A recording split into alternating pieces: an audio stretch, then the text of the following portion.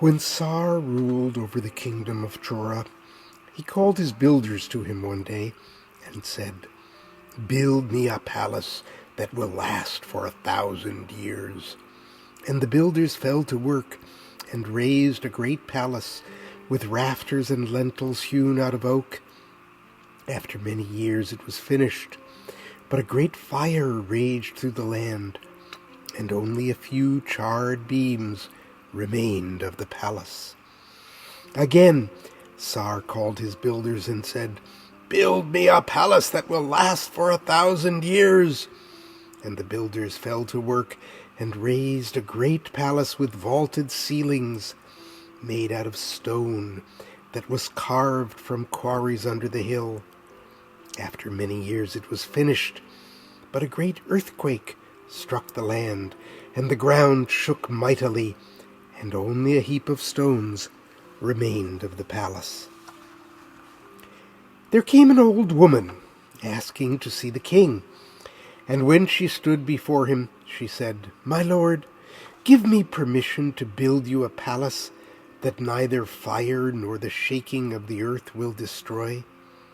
"How will you build such a palace?" asked Tsar. "I will build it out of what rides on the breath, and gives to each thing its shape and color," she replied. And the king said to his counselors who were with him, "Who is this woman who speaks in riddles?" "Her name is Marin," one said, "and her mother was Koar, who had great power of words. They say that Koar could raise up a forest out of the desert, or turn the night into day by words alone. And they say also that before she died, she gave this power to her daughter Marin." The king laughed. "Will a palace built out of words last for 1,000 years?" he asked. And Marin answered, "It will last, my lord, as long as even one person remembers the words."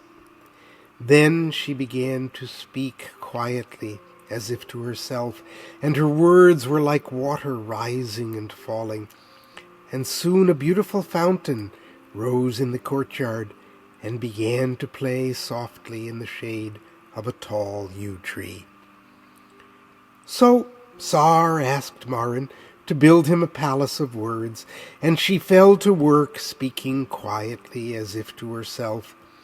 Some of the words she spoke were black and silver, and these were the walls. Some were azure and crimson, and these were the ceilings. And those that were crystal became the windows. The palace was fair and spacious, and when it was finished the king was very pleased.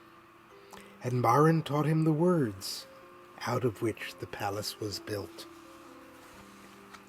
Again there came a great fire that raged through the land, but the flames could not harm the palace, for the words of Marin were pure and strong. And again the earth shook mightily, but the palace stood firm, for the words of Marin were well and truly joined.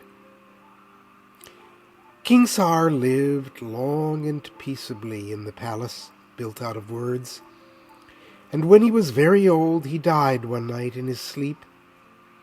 Before he died he taught the words to his children, and they taught them to their children, through many generations, for all this happened a long time ago. Some say the palace still stands in the kingdom of Trora, and that the fountain still plays in the courtyard under the yew tree.